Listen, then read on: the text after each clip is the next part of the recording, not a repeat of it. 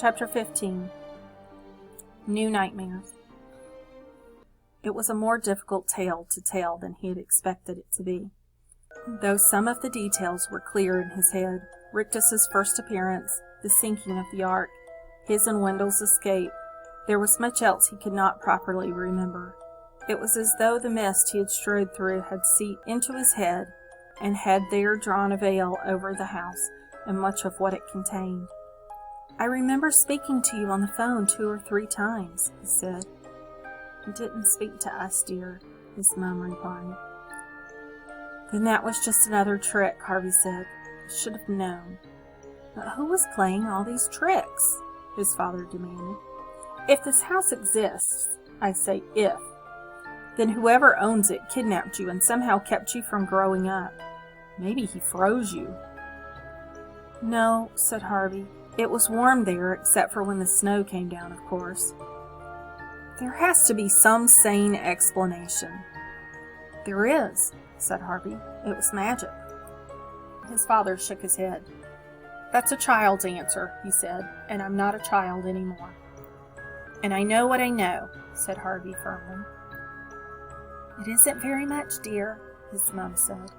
"I wish I could remember more." She put a comforting arm around his shoulder. "Never mind," she said. "We'll talk about it when you've had a rest." "Could you find this house again?" his father asked him. "Yes," Harvey replied, though his skin ran with chills at the thought of going back. "I think so." "Then that's what we'll do." "I don't want him going back to that place," his mother said. "We have to know if it exists before we report it to the police. You understand that, don't you, son?" Harvey nodded. "It sounds like something I made up, I know. But it's not. I swear it's not." "Come on, sweetie," his mother said. "I'm afraid your room's changed a bit, but it's still comfortable. I kept it just as you'd left it for years and years, hoping you'd find your way home. Then I realized if you ever did come back, you'd be a grown man and wouldn't want it decorated with rocket ships and parrots. So we had the decorators in.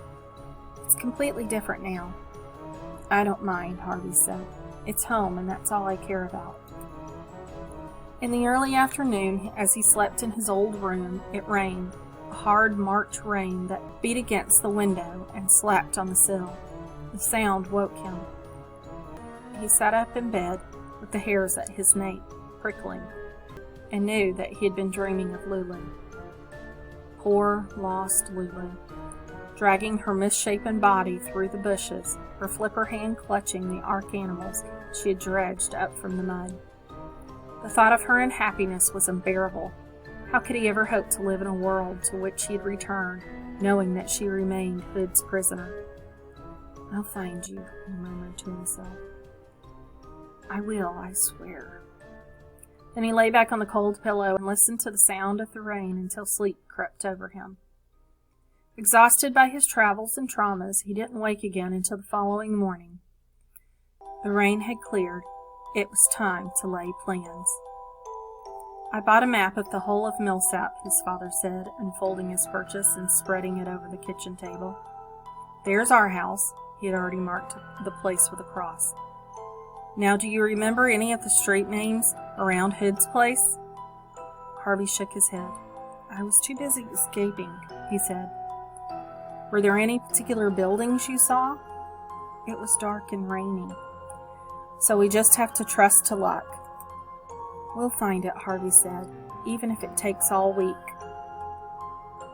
It was easier said than done. More than 3 decades had passed since he had first made his way through the town with Rictus, and countless things had changed. There were new plazas and new slums, new cars on the street, and new aircraft overhead. So many distractions, all keeping Harvey from the trail. "I don't know which way is which," he admitted, after they'd been searching for half a day. "Nothing's the way I remember it." "We'll keep going," his father said. "It'll all come clear." It didn't. They spent the rest of the day wandering around, hoping that some sight would trigger a memory. But it was a frustrating business.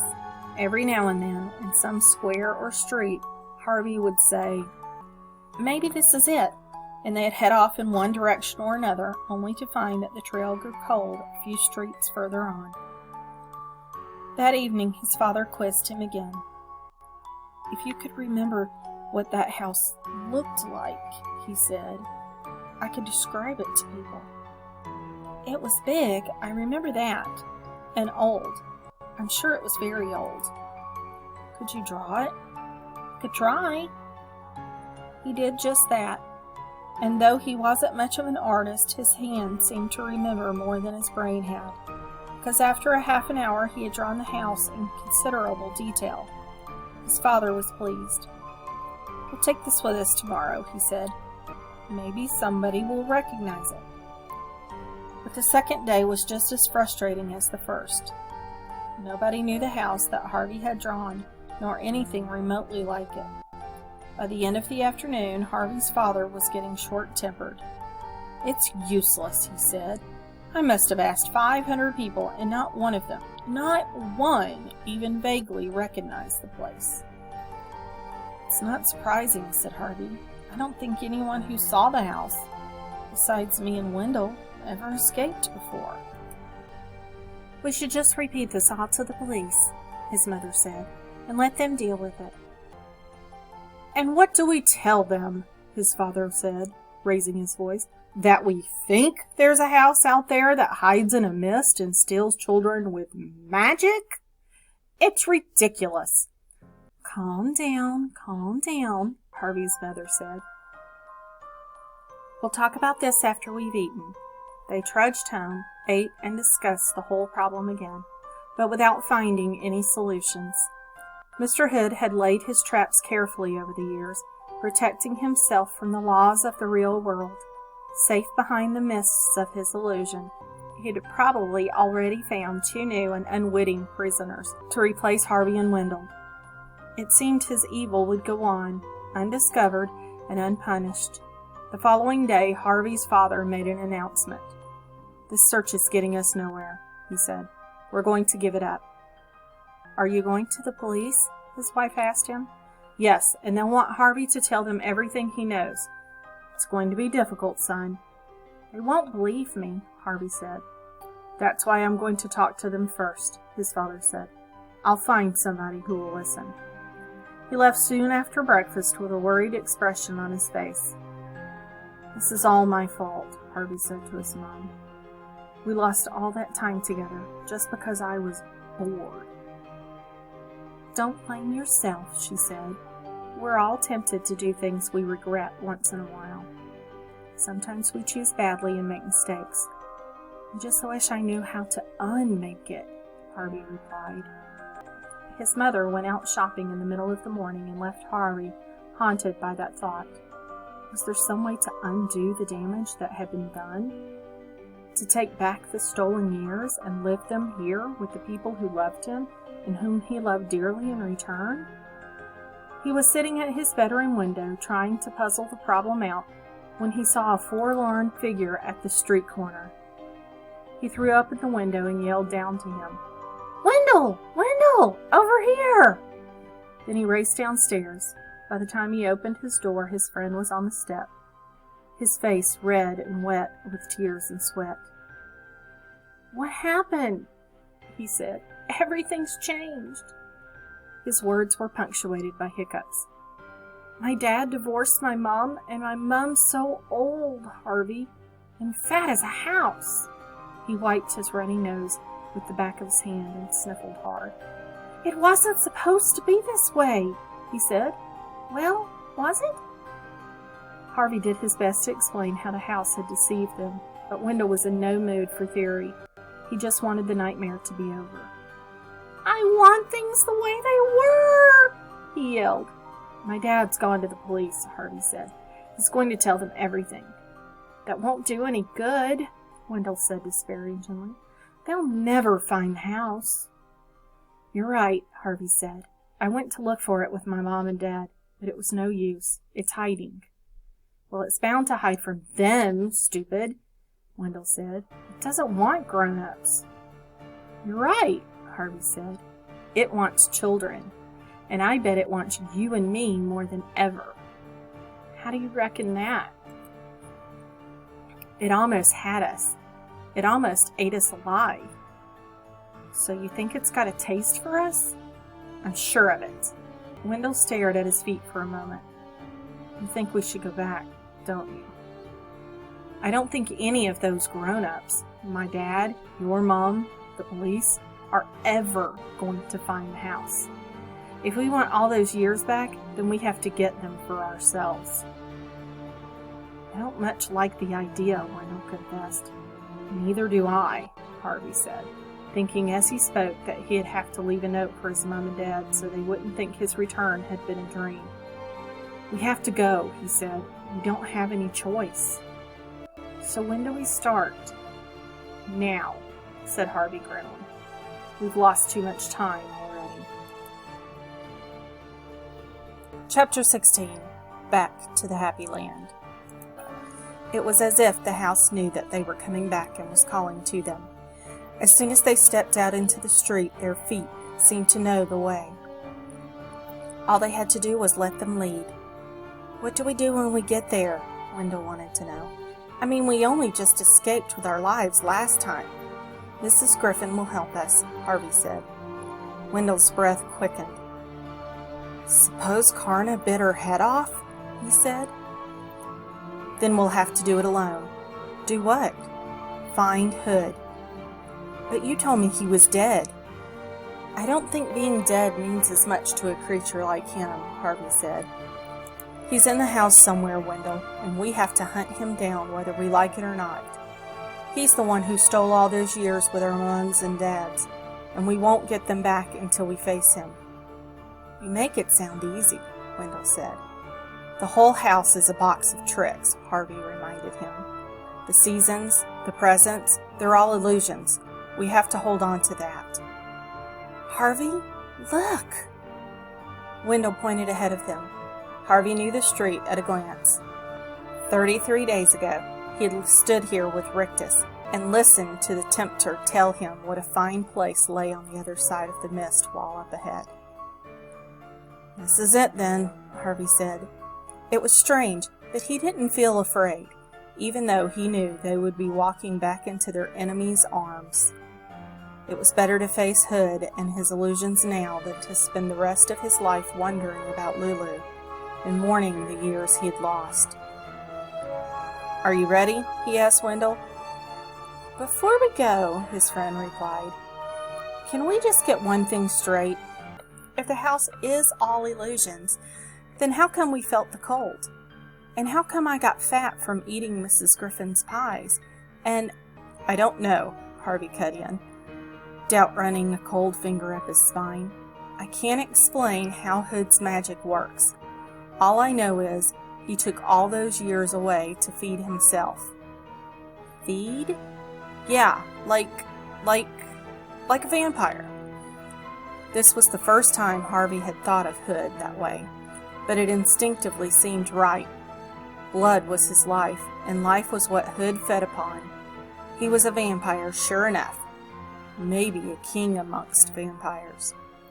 So shouldn't we have a steak or holy water or something? That's just in stories, Harvey said. But if he comes after us, we fight. Fight with what? Harvey shrugged. The truth was, he didn't know, but he was sure that crosses and prayers weren't going to be any use in the battle that lay ahead. No more talk, he said to Wendell. If you don't want to come, then don't. I didn't say that. Good, said Harvey, and started towards the mist. Wendell followed on his heels, and just as Harvey stepped into the wall, he snatched a hold of a friend's sleeve, so that they entered as they had exited together. The mist closed around them like a waterlogged blanket, pressing so hard against their faces Harvey half thought it intended to smother them. But it only wished to keep them from changing their minds. A moment later, a tremor moved through its folds and spat them out on the other side. It was high summer in Hood's kingdom, the lazy season. The sun, which had been hidden by rain clouds on the other side of the mist, was beaming down on the house and all that prospered around it. The trees swayed in a balmy breeze. The doors and windows of the house, its porch and chimneys, all gleamed as if newly painted. There were welcoming songs in the eaves, welcoming smells from the kitchen, welcoming laughter through the open door. Welcome, everywhere welcome.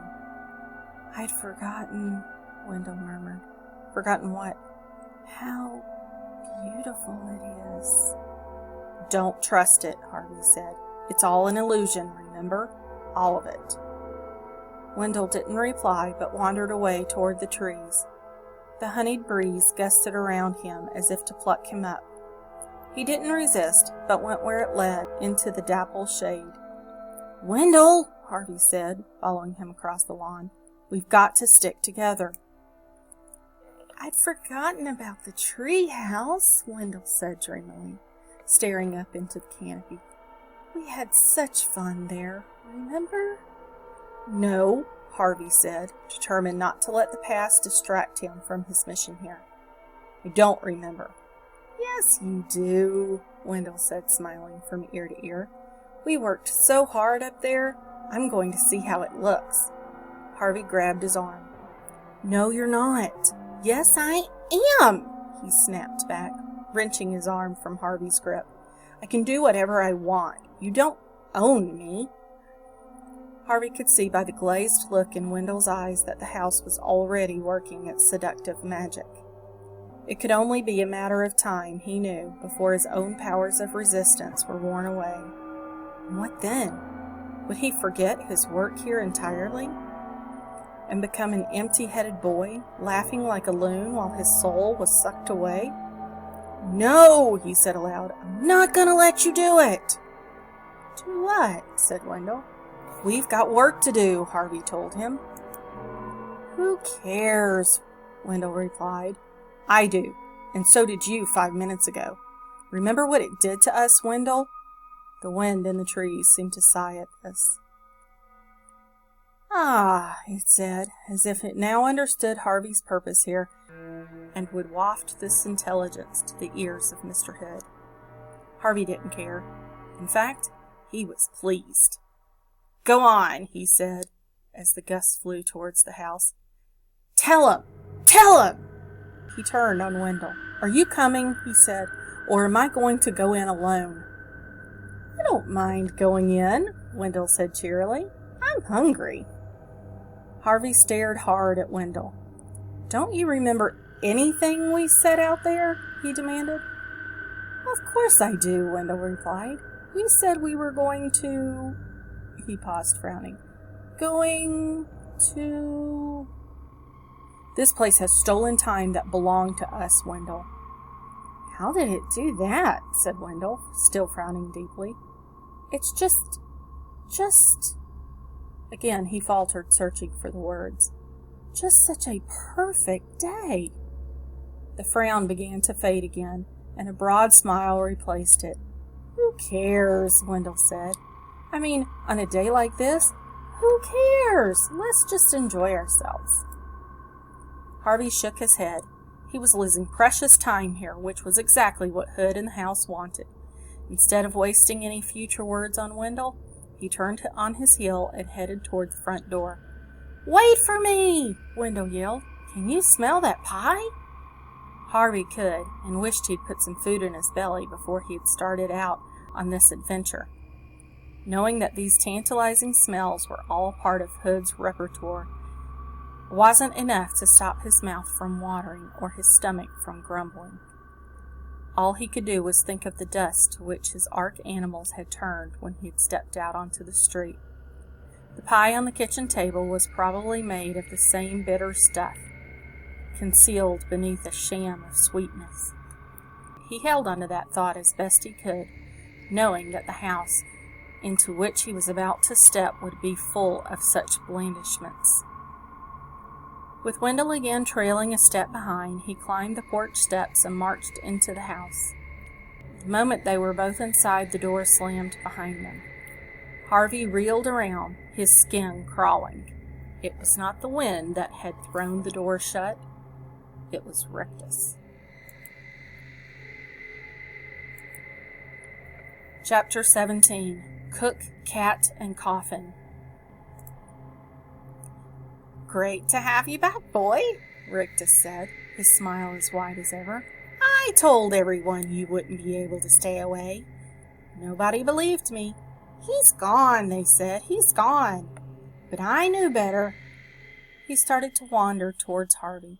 I knew you wouldn't be satisfied with a little visit, not with so much fun still to be had. I'm hungry, Wendell whined. Help yourselves, Rictus grinned. Wendell was off at a sprint into the kitchen. Oh boy, oh boy, oh boy, he cried. Look at all this food! Harvey didn't reply. Aren't you hungry? Rictus said, raising his eyebrow high above his spectacles. He cupped his hand behind his ear. That sounds like an empty belly to me. Where's Mrs. Griffin? Harvey said. Oh, she's around, Rictus said mischievously. But she's getting old. She takes to her bed a good deal these days, so we laid her down somewhere safe and sound. As he spoke, there was a mewing sound from the living room, and there at the door stood Stew Cat. Rictus scowled. Get out of here, Pussycat, he spat. Can't you see we're having a conversation? But Stew Cat wasn't about to be intimidated. She sauntered over to Harvey, rubbing herself against his legs. What do you want? Harvey said, going down on his haunches to stroke her. She purred loudly. Hey, that's fine and dandy, Rictus said, putting off his anger in favor of a freshly polished smile. You like the cat. The cat likes you. Everybody's happy. I'm not happy, Harvey said. And why's that? I left all my presents here, and I don't know where. No problem, said Rictus. I'll find them for you. Would you do that? Harvey said. Sure, kid, said Rictus, persuaded that his charm was working again. That's what we're all here for, to give you whatever your heart desires. I think maybe I left them up in my bedroom, Harvey suggested. You know, I think I saw 'em up there, Rictus replied. You stay right here. I'll be back. He took himself up the stairs 2 and 3 at a time, whistling tunelessly through his teeth as he ascended. Harvey waited until he disappeared from sight and then went to check on Wendell, letting Stew Cat slip away. Ah, now, look at this, a voice said as he appeared at the kitchen door. It was Jive. He was standing at the stove, as sinewy as ever, juggling eggs with one hand and tossing pancakes in a pan with another. What do you fancy, he said, sweet or savory? Nothing, Harvey said. It's all good, Wendell piped up. He was almost hidden behind a wall of filled plates. Try the apple turnovers. They're great. Harvey was sorely tempted. The buffet looked wonderfully tempting. But it was dust. He had to keep remembering that. Maybe later, he said, averting his eyes from the heaps of syrup-drenched waffles and bowls of ice cream. Where are you going? Jive wanted to know. Mr. Rictus is finding a few presents for me, Harvey said. Jive smiled with satisfaction. So you're getting back into the swing of things, kiddo, he said. Good for you. I've missed being here, Harvey replied. He didn't linger, just in case Jive saw the lie in his eyes, but turned and headed back into the hallway. Stew Cat was still there, staring at him. What is it? He said. The cat took off towards the stairs, then stopped and cast a backward glance. Have you something to show me? Harvey whispered. At this, the cat bounded off again. Harvey followed, expecting her to lead the way upstairs. But before she reached the bottom step, she veered off to her left and led Harvey down a narrow passage to a door that he had never even noticed before. He rattled the handle, but the door was locked. Turning to look for Stew Cat, he found her rubbing her arched back against the leg of a small table set nearby. On the table was a carved wooden box, and the box was a key. He went back to the door, unlocked it, and pulled it open. There was a flight of wooden steps in front of him, leading down into a darkness from which a sour, dank smell rose. He might have declined to descend had Stukat not hurried on past him down into the murk. With his fingers trailing on the damp walls to the left and right of him, he followed Stukat to the bottom of the flight, counting the steps as he went. There were 52, and by the time he had descended them, his eyes had become reasonably accustomed to the gloom. The cellar was cavernous but empty, except for a litter of rubble and a large wooden box, which lay in the dust maybe a dozen yards from where he stood. "What is it?" he hissed to Stukat, knowing the creature had no way of replying, but hoping for some sign nevertheless. Stukat's only answer was to run across the floor and leap nimbly up onto the box, where it began to claw at the wood. Harvey's curiosity was stronger than his fear, but not so much stronger that he dashed to pull off the lid. He approached as though the box were some sleeping beast, which, for all he knew, it was. The closer he got to it, the more it resembled a crude coffin. But what kind of coffin was sealed with a padlock? Was this where Karna had been laid, perhaps after the beast had dragged its wounded body back home? Was it even now listening to Stukat scratch on the lid, waiting for release? As he came within a yard of the casket, however, he laid eyes on a clue to its contents. An apron string left hanging out of the box by whoever had locked it. He knew of only one person in the house who wore an apron. "Mrs. Griffin," he whispered, digging his fingernails under the lid. "Mrs. Griffin, are you in there?"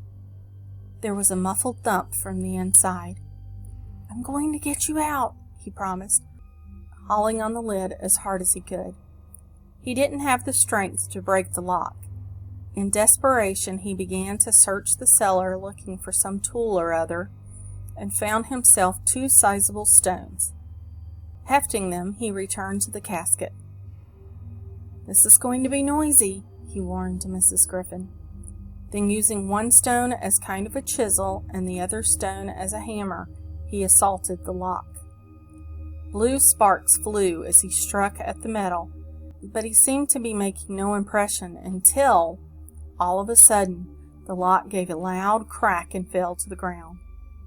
He paused for a moment, a feather of doubt brushing his brow. Suppose it was Karna's coffin. Then he threw the rocks aside and hauled off the lid.